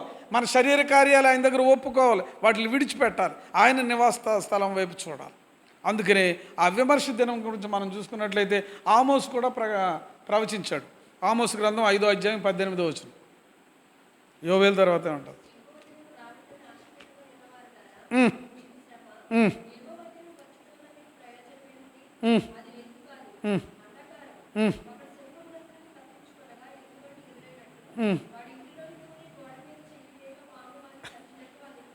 అది సంగతి. ఆయన ఇంకా కొంచెం ముందుకెళ్ళాడు. ఎందుకంటే మనం కూడా దాన్ని బట్టి అంటాంగా, ముందుకు పోయి వెనక నొయ్యి. ఎటు వెళ్ళినా మనకేమీ లేదు. అది వీళ్ళు అనుభవించారు నిర్గమకాండంలో. ముందేమో ఎర్ర సముద్రం, వెనక ఐగుప్తు సైన్యం. అటు పారిపోదామంటే వాళ్ళు చంపేస్తారు, ముందుకు దూకితే ఎర్ర సముద్రంలో పడి చచ్చిపోతాం. ఏంటి మమ్మల్ని ఇటువంటి పరిస్థితుల్లోనికి తీసుకొచ్చావు? అయితే దేవుని బిడ్డల్ని అటువంటి పరిస్థితుల్లో నుండి విడిపించేవాడు దేవుడు. దేవుని బిడ్డల్ని. అందుకే యేసు అనే పేరు కూడా ఆయనకే. ఎలా ఇవ్వబడింది? మత్తయి సువార్త 1వ అధ్యాయం 21వ వచనంలో, తన ప్రజలు అంటే తనకు చెందిన ప్రజలు, తనకు కాని ప్రజలు కూడా ఉన్నారు కాబట్టి తన ప్రజలను వారి పాపముల నుండి ఆయనే రక్షించును కనుక ఆయనకి ఏం పేరు? యేసు అని పేరు పెట్టబడింది. తన ప్రజల్ని ఎప్పుడు ఏర్పరచుకున్నాడు? అప్పటికప్పుడు ఏర్పరచుకున్న ప్రజలు కాదు. అప్పటికప్పుడు ఏర్పరచుకున్న యేసుక్రీస్తు ప్రభువారు అప్పటికప్పుడు కృపాసత్య సంపన్నుడిగా వచ్చినవాడు కాదు. It is the plan of God. దేవాది దేవుడు తన సంకల్పం చొప్పున నడిపించున్నాడు. జగత్తు పునాది వేయబడక ముందే యేసుక్రీస్తు ప్రభువారిని ఈ లోకములోనికి పాపుల యొక్క పాపములు, మనుషుల యొక్క పాపములు, విస్తారమైన పాపములతో మరణానికి పాత్రులైన కారణం వలన పాపముల నుండి, మరణం నుండి విమోచించడానికి విమోచకుడుగా, కృపాసత్య సంపూర్ణుడిగా, క్షమించేవాడుగా, మనుషులందరి యొక్క పాపములు భరించేవాడుగా దేవుని యొక్క సంకల్పం ఎప్పుడుంది? జగత్తు పునాది వేయబడక ముందే ఉంది. ఆదాము అవ్వలు తప్పిపోతారో, వీళ్ళ ఆజ్ఞను అతిక్రమించి ఏం చేస్తారో? పాపం చేస్తారో. పాపంలో వచ్చే జీతం మరణానికి పాత్రలు అయిపోతారు. అయితే నేను వాళ్ళని సృజించుకోవడం దేనికి? వారితో సహవాసం చేసి వారితో కలిసి ఉండాలని సృజించాను. ఇప్పుడు ఏం చేశాను? పాపం చేసిన కారణాన్ని బట్టి నా సన్నిధి నుండి వాళ్ళని గెంటేశాను. ఆ యొక్క ఈడెన్ గార్డెన్స్ నుండి, ఏదైనా తోటలో నుండి ఏం చేశాడు? ఆయన బయటికి గెంటేసి మళ్ళీ లోపలికి రాకుండా చేశాడు ఆయన. కానీ ప్రేమ కలిగిన దేవుడు మరలా తిరిగి ఆయన దగ్గరికి తీసుకురావాలని ఇష్టపడింది. ఇప్పుడు ఆదాములు చెడిపోయినప్పుడు కాదు దాని ఆయన తలంపు. అసలు సృజింపక ముందే తలంపు. ఆ యొక్క తలంపు నెరవేర్చుట కొరకై దేవుడు అయితే ఇప్పుడు అక్కడ ఆమోసు ఎందుకు అలా చెప్తున్నాడంటే, అక్కడ చీకటే, అంధకారం, ఎవరు లేరు. మరి ముందు చదివేసుకున్నాం కదా, పేతురు రాశాడు, యోవేలు రాశాడు. మరి అక్కడ సూర్యచంద్రులు ఏమైపోతారు? సూర్యుడు, చంద్రుడు లేడు, నక్షత్రాలు లేవు, ఇవన్నీ మిక్కటమైన వేండ్రంతో గతి లయమైపోతాయి. కాబట్టి అక్కడ ఏమి లేదు, భూమి మీద వెలుగు లేదు. అంటే మహాదినం ఉన్నప్పుడు వెలుగు లేదు, చీకటే, అంత వేదనే, తీర్పే. ఎప్పుడంటే అది చాలా జాగ్రత్తగా వినాలి. దేవుని బిడ్డలైన వారు ఎత్తబడిన తర్వాత ఇది జరిగేది. ఇవి లయమైపోయిన తర్వాత. ఎందుకంటే మనం ఒక్క క్షణంలో, కొరింథీయులకు రాసిన మొదటి పత్రిక 15వ అధ్యాయంలో ఉంటుంది, ఇప్పుడు అవన్నీ చదివించడం కాదు, కానీ అక్కడ ఏమని ఉంటుందంటే మనం ఒక్క క్షణంలో ఏమైపోతామంట, కనురెప్పపాటున మార్పు చెందుతాం. ఈ శరీరాలన్నీ ఇక్కడ వదిలేస్తాయి. ఏ దేహం వస్తుంది? వెరీ గుడ్, అక్షయ దేహం వస్తుంది. ఆ అక్షయ దేహం ఎటువంటి దేహం అనమాట? మహిమ కలిగిన దేహం. ఇది పాపానికి నిలయమైన దేహం. ఎవరైనా కాదనుకుంటారేమో, పరిశుద్ధపరచబడ్డానంటే నన్ను పాపదేహం అంటారేంటని. అపోస్తులుని పౌలే ఒప్పుకున్నాడు, నేను ఎంత పరిశుద్ధపరచబడి ఎంత దర్శనం కలిగిన వాడైనా ఈ శరీరం యొక్క నైజం ఏంటి? పాపం. సడన్గా పాపంలో పడిపోయే దేహం కలిగిన వాళ్ళు. అందుకనే ఈ దేహంతో మనం దేవుణ్ణి ఏం చేయలేం? మహిమపరచలేం. ఏంటి?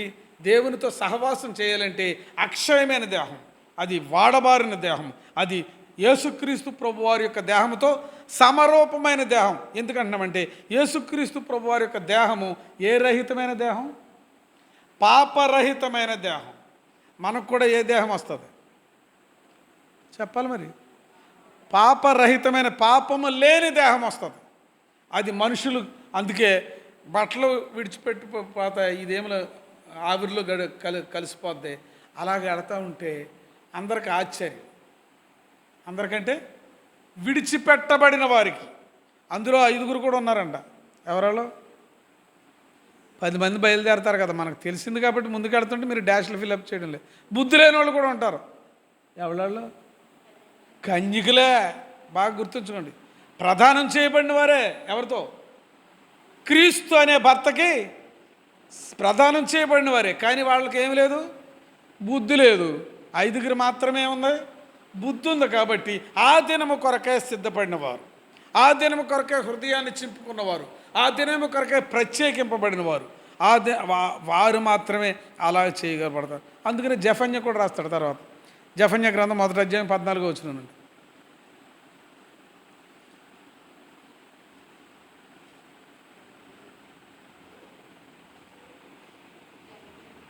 అమ్మా, జఫన్య 1వ అధ్యాయం 14వ వచనం. యెహోవా మహాదినం ఏమైంది? అన్ని దేవుని బిడ్డలకు వార్నింగ్సే. ఎందుకంటే ఇది ప్రవచనం కొరకు. వాళ్ళని సిద్ధపడండి మీరు చేయొద్దంటే 40 రోజులు వెళ్ళిపోయిన తర్వాత 40 రోజులు దేవుని పర్వతం మీద దేవుని దగ్గరికి వెళ్ళిపోతే మోషే అనువాడు ఏమైపోయాడు? మాకేం కావాలి? దూడ కావాలి. చూడండి, ఎందుకంటే మరి అందరూ చక్కగా గుళ్ళు కట్టేసుకుంటున్నారు, అందులో విగ్రహాలు పెట్టేసుకుంటున్నారు. మాకు కూడా ఏం కావాలి? ఒక విగ్రహం కావాలి. పాపం ఈయన ఏం చేయగలడు? వెంటనే అహరోను బంగారం తెమ్మన్నారు. ఈ బంగారం కూడా సొంత బంగారం కాదు, ఇది ఎరువు బంగారమే. మనకు తెలిసే కదా, ఐగుప్తుల దగ్గర తెచ్చుకున్న బంగారమే. చెవులు మాత్రం తీసిమంటే మొత్తం అప్పట్లో. అందుకే పిలకోళ్ళు చెవులకు పెట్టుకుంటారు కొందరు. మరి మీకు తెలుసు తెలియదు కానీ పిలకోళ్ళు అంటే కొందరు బ్రాహ్మలు చెవులకి రింగ్స్ పెట్టుకుంటారు. మగోళ్ళు, ఆడవాళ్ళు ఎలాగ పెట్టుకుంటారు అనుకోండి. అందుకని వాళ్ళు పెట్టుకున్నారు. అందుకే మోడీ పద్దాకే ఇస్రాయేల్ దేశం వెళ్ళడానికి ఇష్టపడతాడు. కారణం ఏంటంటే అక్కడి నుండే ఇక్కడికి వచ్చింది, ఇక్కడి నుండి అక్కడికి వెళ్ళింది అంటాడు. కానీ సంస్కృతి సర్వశక్తుల దేవుని యొక్క ప్రజలుగా ఇశ్రాయేలీలు ఇంకా పాత పద్ధతులే ధర్మశాస్త్రాన్ని నెరవేర్చుతున్న కారణం వల్ల వాళ్ళందరికీ చెవులకి పోగులు ఉంటాయి. ఎవరికి? మగోళ్ళకి కూడా. ఇక్కడ కూడా బ్రాహ్మణుల్లో కొంతమందికి మాత్రం, అంటే వైదికులకు మాత్రం ఉంటాయి. సరే, ఎనీహౌ మొత్తం మగోళ్ళు ఆడవాళ్ళు కూడా తెస్తే ఏమైంది ఆఖరికి? అక్కడ వెంటనే తీర్పు. మోషే వచ్చాడు, వచ్చిన వెంటనే ఆ విగ్రహాన్ని ఏం చేశాడు? కాల్చి అవతల పడేశాడు. కాల్చేసిన బూడిదని ఊరుకుని లేదు, నీటిలో కలిపి మొత్తం అందరి చేత తాగించాడు. అంటే తీర్పు వెంటనే ఉండేది అక్కడ. నీ కొరకు నా కొరకు ఆత్మ సంబంధమైన ఇశ్రాయేలీలుగా తీర్పు తీర్చు దినం మాత్రం ఒకటి ఉంది. దాని కొరకే ఎదురు చూడాలి. ఎందుకు ఎదురు చూడాలంటే మనకు తీర్పులోనికి రాక, చెప్పండి, మరణములో నుండి జీవములోనికి దాటించాడంట. ఎవరు? యేసుక్రీస్తు ప్రభువారు. యేసుక్రీస్తు ప్రభువారి ద్వారా విశ్వాసం ఉంచడం ద్వారా, ఆయన నమ్ముకొనడం ద్వారా, ఆయన ప్రశస్తమైన పావన రక్తంలో మన పాపమును కడుక్కున్న ద్వారా మనం పరిశుద్ధపరచబడ్డాం. పరిశుద్ధులు, పరిశుద్ధ రాజ్యము కొరకై, పరిశుద్ధ సింహాసనం కొరకై నేను ఎదురు చూస్తున్నాను. అక్కడ నాకేముండదు? తీర్పు ఉండదు. గమనించాను. ఇక్కడ ఉన్నవాళ్ళకి తీర్పు తీర్చే ఆధిక్యత ఎవరికి ఉంటుంది? నీకు కూడా ఉంటుంది. నాకు కూడా ఉంటుంది. అందుకొరకే స్థిరపడడం కొరకే కొరింథీయులకు రాసిన మొదటి పత్రికలో అపోస్తలుడైన పౌలు చెప్తాడు.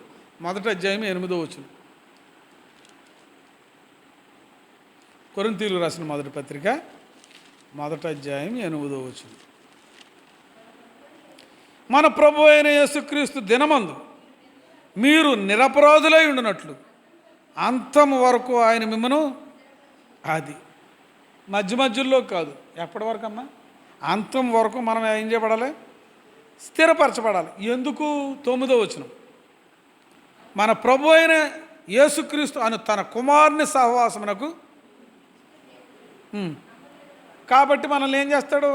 స్థిరపరుస్తాడు. దేని ద్వారా? శ్రమలున్నా, దుఃఖమున్నా, వేదనున్నా, అందరూ మనల్ని వదిలేసిన, అందరూ మనల్ని తృణీకరించిన యేసుక్రీస్తు ప్రభు వారి యొక్క మాదిరి అయిన జీవితం జీవించడానికి ఇష్టపడిన వారు యేసుక్రీస్తు ప్రభు వారి యొక్క సహవాసమునకు మనల్ని పిలిచినవాడు. దేవాది దేవుడు మనల్ని ఆ విధంగా పిలిచాడు. అందుకని దేవాది దేవుడు నమ్మతగిన వాడు. ఎందుకంటే అంతవరకు మనల్ని ఏం చేస్తాడంట? స్థిరపరుస్తాడు. 5వ అధ్యాయం 5వ వచనం. కొరింథీయులకు రాసిన మొదటి పత్రిక.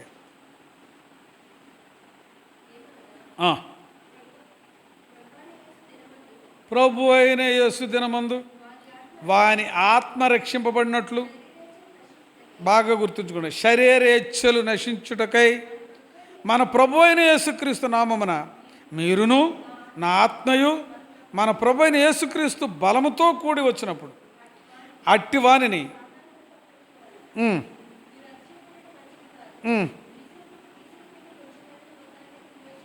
ఎందుకంటే మన శరీరంలో కొంచెం పాపమైన మొత్తం అంతటిని ఏం చేస్తుంది? చెడిపేస్తుంది. ముద్దంతటిని చెడిపేస్తుంది. ఇప్పుడు పెరుగు ఉంది, 5 లీటర్ల పెరుగైనా ఒక స్పూనుడు, 5 లీటర్ల పాలైనా ఒక అర స్పూన్ పెరుగు చాలు ఏం చేయడానికి? గడ్డగట్టించేయడానికి. అలాగే ఒక బిందుడు పిండి మీరు చేసిన కొంచెం వేస్తే ఈస్ట్ మొత్తం పిలుచుకోండి. మన నిత్య జీవితంలో, ఆత్మీయ జీవితంలో దేవునికి ఏది చూపించకూడదు? పులిసింది చూపించకూడదు, పాపంతో ఉన్నది చూపించకూడదు. అది ఎటువంటిదంటే మన శరీరంతో కంటి ద్వారా పాపం, బాగా గుర్తుంచుకోండి. అంటే చూపు ద్వారా, వినికిడి ద్వారా పాపం. సాధారణంగా నాలుగు చిన్నదైనా అదిరిపడేది. అది కూడా పేతురుగారే రాస్తాడు, వద్దులేండి ఇప్పుడు అదంతాను. ఎందుకంటే అదిరిపడి పాపం చేసి నరకానికి తీసుకెళ్ళడానికి ప్రధానమైనది ఏది? నాలుకే. కాబట్టి మాటలు మాత్రం చాలా జాగ్రత్తగా మాట్లాడాలి. ఎవరో దేవుని బిడ్డలమైన, దేవుని చేత ఏర్పరచుకున్న, ఆత్మ సంబంధమైన ఇశ్రాయేలుగా మార్చబడిన నీవు నేను చాలా జాగ్రత్తగా ఉండాలి. అందుకని అటువంటి జాగ్రత్తగా ఉండడం కోసమే దేవుడు మనల్ని ఈ లోకములో మనల్నే వెలిగేవారుగా చేశాడు. అందుకే ఫిలిప్పీలకు రాస్తూ 1వ అధ్యాయం 6వ వచనం నుండి చూస్తే అపోస్తలుడైన పౌలు చెప్తాడు సత్క్రియల గురించి.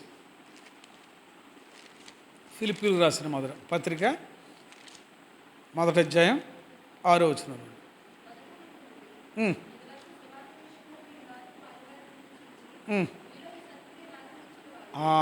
ఏ క్రియ అంట?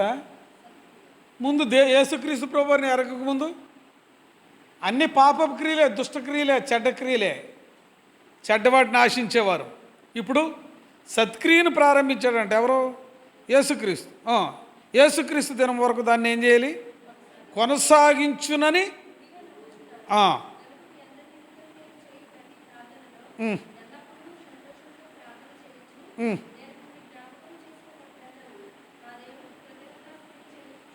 అపోస్తలుడైన పౌలు ఫిలిప్పీల గురించి రాస్తాడు. ఎందుకంటే ఫిలిప్పీ పత్రికని ఏ పత్రిక అంటాం? ఆనంద పత్రిక. ఈ సంతోషం భౌతిక సంబంధమైనది కాదు, ఈ భూమి మీద ఆనంద పత్రిక కాదు ఇది. యేసుక్రీస్తు ప్రభువుతో నిత్యానందం పొందడానికి రాయబడిన పత్రిక. అందుకని ఈ లోకంలో శ్రమలున్నా, కష్టాలున్నా, బాధలున్నా మనం ప్రత్యేకింపబడిన వారమని పరిశుద్ధతలో, నీతిలో, యథార్థతలో మనం కొనసాగడానికి అది సత్క్రియ ప్రారంభించింది ఎంతవరకు ఉండాలి? అంతము వరకు ఉండడం కొరకై అపోస్తలుడైన పౌలు సంఘం కొరకై ప్రార్థన చేస్తున్నాడు. సంఘంలో చేర్చబడిన నీవు నేను కూడా అదే విధంగా నా కోసం నేను చేస్తే స్వార్థపరుణ్ణి దేవునికి దూరం అవుతాను. అందరి కొరకు ఏం చేయాలి? ప్రార్థన చేయాలి.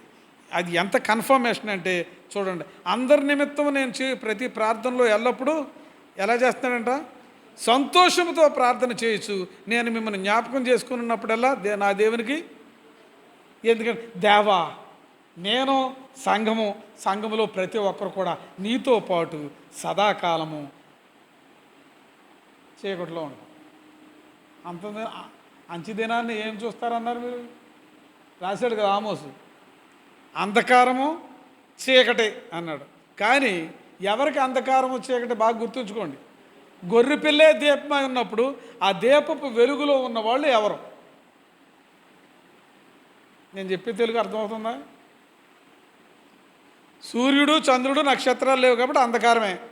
మనం ఏ బాడీస్తో వెళ్ళాం? అక్షయమైన దేహాలతో వెళ్ళాం. అవి ఏ దేహాలు? మహిమ కలిగిన దేహాలు. రోమా 3:23లో మనం పాపం ద్వారా మహిమ కోల్పోయాం, యేసుక్రీస్తు ప్రభువారి ద్వారా మహిమను పొందాం కాబట్టి మహిమా దేహాలతో వెళ్ళాం. అక్కడ వెలుగు ఉంటుంది, మన కంటికి వెలుగు కనపడుతుంది, అందరం కనపడతాం. ఎందుకంటే అక్కడ గొర్రెపిల్లే దీపం, ఆ దీపపు వెలుగులో ఉంటాం. అందుకే కృతజ్ఞతాస్తుతులు ఎందుకు చెల్లిస్తున్నాడంటే అపోస్తలుడైన పౌలు అందరి నిమిత్తం మనమందరం కలిసే ఉంటాం. అక్కడ గొర్రెపిల్లే దీపమై ఉన్న ఆ నూతనమైన యెరూషలేము అనే పరిశుద్ధ పట్టణంలో మనమందరం కలిసి ఉంటాం. అటువంటి నిరీక్షణ ఉంది కాబట్టి ఆయన ఏం చేస్తున్నాడంటే ప్రతి ఒక్కరి కోసం ప్రార్థన చేస్తున్నాడంట, కృతజ్ఞతతో ప్రార్థన. ఈ సత్క్రియలు ఆత్మ ద్వారా జరిగేవి. ఆత్మ లేకపోతే ఏ క్రియలు జరుగుతాయి? చెడ్డ క్రియలే జరుగుతాయి, దుష్టక్రియలే జరుగుతాయి, శరీర సంబంధమైన క్రియలే జరుగుతాయి. అందుకే గలతీలకు రాస్తూ 5వ అధ్యాయంలో, ఇప్పుడు మనకొద్దు 5వ అధ్యాయం మొదటి నుండి మనం చూసుకున్నట్లయితే శరీర క్రియలు స్పష్టంగా ఉన్నాయని వాటి గురించి రాస్తూ ఆత్మఫలం గురించి రాస్తాడు. ఆత్మఫలం కలిగి ఉన్నవారు, సంపూర్ణంగా కలిగి ఉన్నవారు, అందులో ఎన్ని తొనలు ఉంటాయి? 9 ఉంటాయి. 8 ఉన్నాయనుకోండి, సంపూర్ణమా? కాదు, అసంపూర్ణమే అవుతుంది. మనం సంపూర్ణం కావాలి ఎప్పటికీ? ఆ దినం వచ్చేటప్పటికి, ఆ అంచె దినం, ప్రభు దినం వచ్చేటప్పటికి సంపూర్తి కావాలి. ఆ 9 లక్షణాలు ఎవరిలోకి వచ్చేది? నాలోకి, నీలోకి వచ్చేది. అలా రావడం కోసమే దేవుడు తన వాక్యం ద్వారా నిన్ను నన్ను సరిచేయడానికి ఇష్టపడుతున్నాడు. మీరు నా వాక్యాన్ని వినండి, సరిచేయండి. మీరు సరి అవ్వడం కొరకే నేను ఈ యొక్క లోకం యొక్క ముగింపు, ఆ అంధకారం దాన్ని కమ్మకుండా నేను ఆపుతున్నాను. ఇది ఎవరి కోసం అంటే నీ కోసం, నా కోసం కృప కలిగిన దేవుడు అలాగ ఆపుతూ వస్తున్నాడు. ఎందుకంటే మనమే వెలుగులాగా ఉండాలి. 2:16 ఫిలిప్పీలోనే.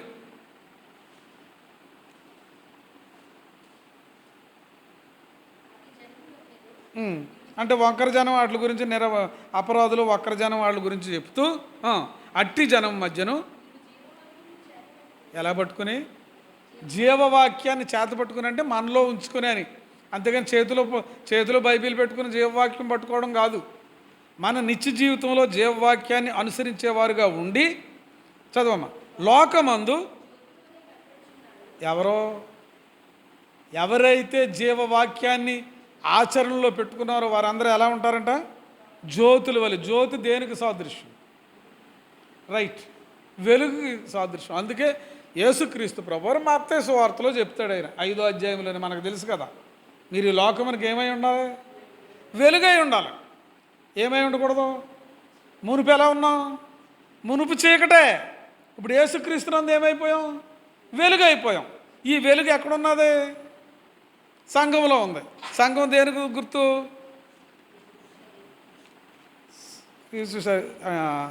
దీపస్తంభానికి గుర్తు. అంటే నేను మత్తయి సువార్త 5వ అధ్యాయం చెప్తున్నాను. మత్తయి సువార్త 5వ అధ్యాయంలో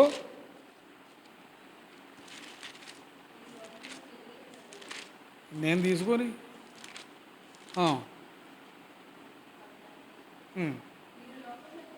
5:14 చదువుతుంది.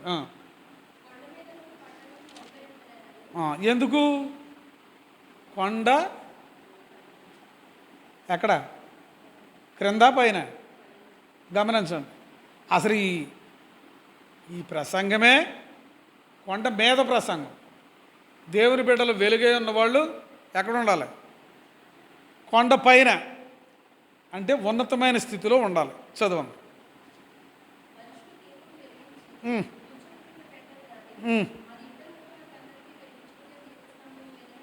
ఈ దీపస్తంభము సంఘానికి సాదృశ్యం. ఈ దీపస్తంభముల మధ్య సంచరించే దేవుడు ఎవరిని చూస్తున్నాడో? నిన్ను నన్ను చూస్తున్నాడు. అంటే ఎలా ఉంటే చూస్తాడో? ఆయన వెలుగై ఉన్నాడు. మనకు కూడా ఏమై ఉండాలి? వెలుగై ఉండాలి. వెలుగై ఉంటే చీకటి క్రియలు ఏమైపోవాలి? లయమైపోవాలి. చీకటి క్రియలు లేకపోతేనే వెలుగు ఉంటుంది. ఇప్పుడు ఒకవేళ దీపబుడ్లు మనలో కొంతమందికి తెలుసు. కిరసనాయిల దీపబుడ్లు ఉండేవి, దానికి చిన్న చిమ్మిని ఉండేది. అదంతా మసి అయిపోయింది అనుకోండి, వెలుగు బయటకు కనపడుతుందా? దాన్ని ఏం చేయాలి? శుభ్రంగా దాన్ని తడిగుడ్డతో శుభ్రంగా తుడిచి ఆరిపోయిన తర్వాత పెట్టాలి. లేకపోతే మళ్ళీ అది ఆవిరికి కూడా లైటింగ్ ఇవ్వదు. అంత జాగ్రత్త కలిగి ఉండాలి. సత్క్రియలు అంత ఆసక్తి కలిగిన వారు కూడా అటువంటి జాగ్రత్త కలిగి ఉండాలి. వెలుగు విషయంలో కూడా దేని మీద పెట్టాలంట? దీపస్తంభం. ఇంటి దగ్గర నేను చాలా పెర్ఫెక్ట్గా ఉంటున్నాను, అప్రైట్గా ఉంటున్నాను, శాంక్టిఫైడ్ కాబట్టి హోలీగా ఉంటున్నానంటే కుదరదు. అది ఎవరికి కనపడాలి? మనుషులకు కనపడాలి. చూడండి, మనుష్యులు దీపం వెలిగించి ఎక్కడ? కొంచెం కింద కానీ మంచం కింద కానీ పెట్టరు. కానీ 16వ వచనం, అది సత్క్రియలు ఆరంభించాడంట కదా. ఆరంభించింది ఆ సత్క్రియలను ఎవరికి చూపించాలి? అంటే సమాజంలో ఉన్నాం కాబట్టి దేవుని మందిరానికి వెలపట వాళ్ళు, యేసుక్రీస్తు ప్రభువారిని ఎరగని వాళ్ళకి మన సత్క్రియలు చూపించాలి. సత్క్రియలు ద్వేషించి చూపించేయి, కోపించి చూపించేయి, నిందించి చూపించేయి, వాళ్ళని ఎత్తుపొడిచి చూపించేయి సత్క్రియలు కాదు. ఏదైనా సహించవలసి వస్తే మనం సహించాలి, కానీ వాళ్ళని ఏం చేయాలి? ఓర్చుకోవాలి. తోటి ప్రజానీకాన్ని ఓర్చుకునేది సత్క్రియ. ఆ ఓపికతో ఓర్చుకుని ఆ సత్క్రియలు ఎవరికి చూపించాలంట? మనుషులకు చూపించాలి. వాళ్ళు చూసి ఎవరిని మహింపరచాలంట? పరలోకపు తండ్రిని. అది సంగతి. మన వెలుగంటే మనం చుట్టూ క్యాండిల్స్ చేతులతో పట్టుకుని వెళ్ళిపోతే కాదు, మనమే వెలుగై ఉండి ఆ వెలుగుకు ఆధారం ఇవ్వడానికి ఉన్న సంఘం అనే దీపస్తంభం మీద ఉండి మనుషులందరికీ ఏమి ఇవ్వాలి? వెలుగు ఇవ్వాలి. ఏమి ధరించుకున్న వాళ్ళమే, ఏమి కలిగి ఉన్నవారమే? సత్క్రియలు కలిగి ఉన్నవారమే. ఆ సత్క్రియలు మనం కలిగి ఉండడానికి, కొనసాగడానికి యేసుక్రీస్తు ప్రభువారి మీద ఆధారపడి ఉండాలి. అప్పుడు మాత్రమే మనము ఆ విధంగా జ్యోతుల వలె ఉండి అందరికీ ఏమి ఇవ్వగలం? వెలుగు ఇవ్వగలం. యేసుక్రీస్తు ప్రభువారు నిన్ను నాలుగు వెలిగించేశాడు. ఎందుకంటే ఆయన మళ్ళా రావడం కోసం అనేక మంది చీకట్లో ఉన్న వాళ్ళని దేనిలోకి తీసుకురావాలి? వెలుగులోనికి తీసుకురావాలి. అందుకే మనల్ని ఆశ్చర్యకరమైన తన వెలుగులోనికి పిలుచుకున్నాడు. ఎందుకు? తన గుణాతిశయాన్ని ఏం చేయాలి? ప్రచురం చేయాలి. ఆయన సత్క్రియలు కలిగిన వాడు. ఆయన కొట్టిన వాడిని తిరిగి కొట్టలేదు, తిట్టిన వాడిని తిరిగి తిట్టలేదు, ఉమ్ము ఊసిన వారి మీద మళ్ళీ ఉమ్ము ఊయలేదు. మరి మనం కూడా అదే విధంగా ఉంటే అప్పుడు ఆ దినము కొరకే మనం సిద్ధపడిన వారం అవుతాం. ఆ సిద్ధపాటు అనేది మన జీవితంలో లేకపోతే మన పేర్లే జీవగ్రంథం అని ఉండదు. జీవము కలిగిన దేవుని వాక్యాన్ని మనం కలిగి ఉంటే ప్రకటన గ్రంథం 20వ అధ్యాయం 14-15 వచ్చినారు.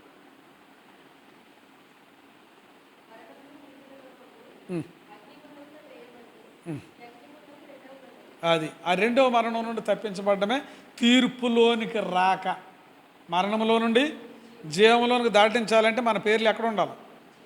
గ్రంథాలు తెరవబడితే అప్పుడు ఆ గ్రంథంలో మన పేరు ఉంటే ఆయనతో పాటు ఉంటాం. లేకపోతే మనం ఎంతో అసహ్యపడే ఒక వ్యక్తి చేత తీర్పు తీర్చబడబోతాం. గమనించండి, ఈ లోకంలో ఇతన సరైన విధానంలో ఉండడు. ఆయన మనం ఎవరినైతే అభ్యంతరపరుచుకున్నామో దేవునికి ఇష్టడుగా ఉండి ఆయన దగ్గరికి వెళితే ఆయన కూర్చుని మనకేం చేస్తాడు? తీర్పు తీరుస్తాడు. గమనించండి, అందుకని ఈ లోకంలో మనం ఏం చేయకూడదు? ఎవరికి తీర్పు తీర్చకూడదు. తీర్పు తీర్చడం ఎవరి పని? ఆయన పని. చూడండి, మత్తయి సువార్త 10:15లో మన మాటలు ఎలా ఉంటాయో కూడా ఉంటాం. 10వ అధ్యాయం 15 వచ్చిన మత్తయి సువార్త.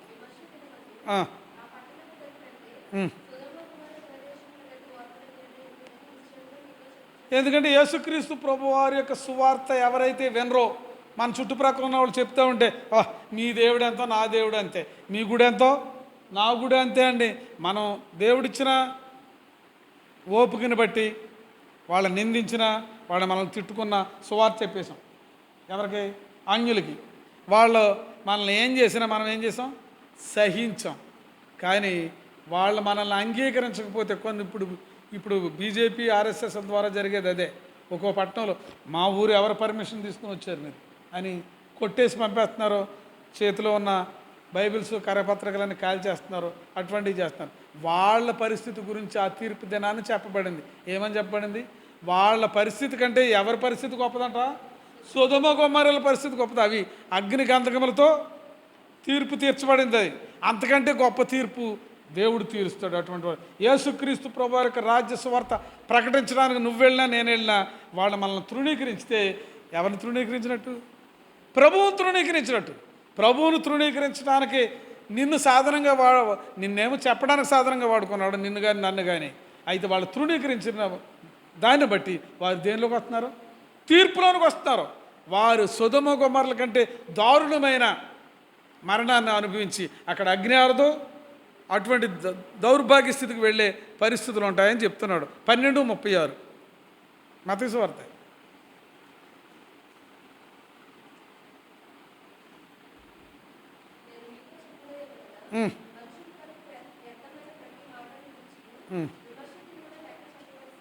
అది లాస్ట్లో దేవుడు మనకి ఇచ్చాడు.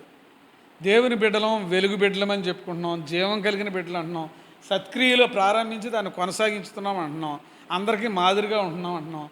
శరీర క్రియలన్నింటినీ చంపేసి పరిశుద్ధంగా ఆత్మీయమైన ఫలాన్ని కలిగి ఉండడానికి తర్ఫీదు పొందుతున్నాం, మనం కొనసాగుతున్నాం అనుకుంటున్నాం. ఇన్ని బాగానే ఉన్నాం. అయితే నోరు అదుపులో ఉండకపోతే ఏమవుతుందంట? మళ్ళీ ఇంకోసారి చదువు. నేను మీతో చెప్పినది ఏమనగా ఏంటంట? వ్యర్థమైన ప్రతి మాటను గురించి విమర్శ దినమంది ఏం చెప్పాలి? లెక్కప్ప చెప్పాలి. ఎవరు? దేవుని బిడ్డలమని చెప్పుకునే నువ్వు నేను. అందుకని మన మాటలు చాలా జాగ్రత్తగా మాట్లాడాలి. ఇంట్లో అయినా, సంఘంలో అయినా, వెలపటి వారిలో అయినా. అందరిలా కాదురా, మనలా కాదురా అనిపించుకోవాలి నీవు నేను. అందుకని చాలా జాగ్రత్తగా మనం మాటల విషయము. లేకపోతే మనం ఆ విమర్శ దినాన్ని ఏం చేయాలి? దేవుడికే లెక్క చెప్పాలి. గమనించాలి.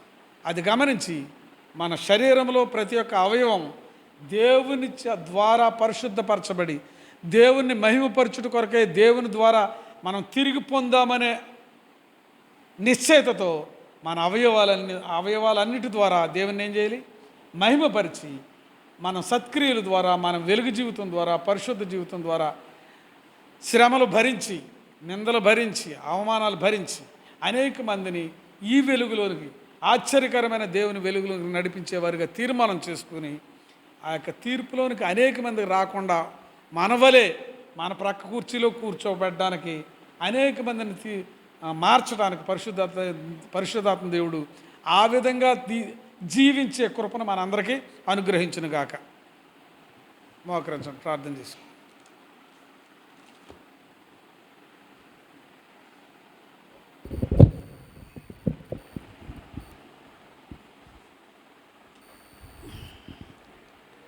ప్రేమ నమ్మకం గల మా పరలోకపు తండ్రి, కృప కలిగిన రాజా, మీ ఘనమైన నామమునకు వందనములు, స్తోత్రములు.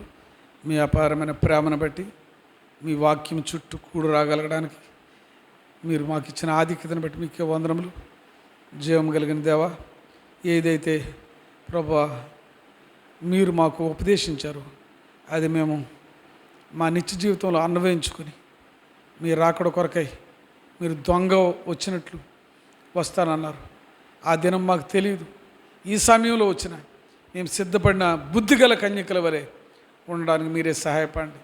మీరిచ్చిన ప్రభా నోటిని, మీరిచ్చిన నాలుకను, మీరిచ్చిన చెవులను, మీరిచ్చిన కన్నులను, మీరిచ్చిన దేహాన్ని మీ మహిమార్థమై వినియోగించి ఈ లోకంలో ఉన్నవారికి, అన్యజనులకి ఈ సత్క్రియల ద్వారా ప్రభా, ఈ వెలుగు ద్వారా అనేక మందిని ప్రభా మీ దగ్గరికి తీసుకురాగలడానికి మాలో ప్రతి ఒక్కరం మీ సాధనములుగా ఈ సంఘంలో వాడబడ్డానికి, ఈ దీపస్తంభం మీద నుండి మీకు వెలుగు అనేక మందికి వెలుగిచ్చేవారుగా ఉండడానికి మీరే సహాయపడండి. మమ్మల్ని బలపరచండి. మాలో ఉన్న మీకు ఇష్టం కానివి తొలగించుకోవడానికి మీ శక్తి సామర్థ్యములు అనుగ్రహించండి. జై జీవితాన్ని అనుగ్రహించండి. మీకు ఇష్టమైన మనుషులకు భూమి మీద సమాధానం అన్నారు. అటు సమాధానకరమైన సువార్త అనేక మంది ప్రకటించి ముందు మేము సమాధానకరంగా ఉండడానికి, అనేక మందికి సమాధాన సువార్త ప్రకటించడానికి మీరే కృపను అనుగ్రహించండి ప్రభా. ఈ హెబ్రోన్ సంఘంలో అద్భుత ఆశ్చర్యకార్యములు జరిగించండి. మేము కేవలం ప్రభా భౌతిక సంబంధమైన సంఘంగా కాకుండా ఆత్మ సంబంధమైన మీకు ఇష్టమైన సంఘంగా, ఎత్తబడే సంఘంగా, మీతో పాటు నిత్యము సహవాసం కలిగే సంఘంగా ఉండడానికి కావలసిన కృపను మాలో ప్రతి ఒక్కరికి అనుగ్రహించండి. ఎవరి అక్కర్ల అవసరతలు భౌతికం కలిగి ఉన్నాయో అవి తీర్చండి.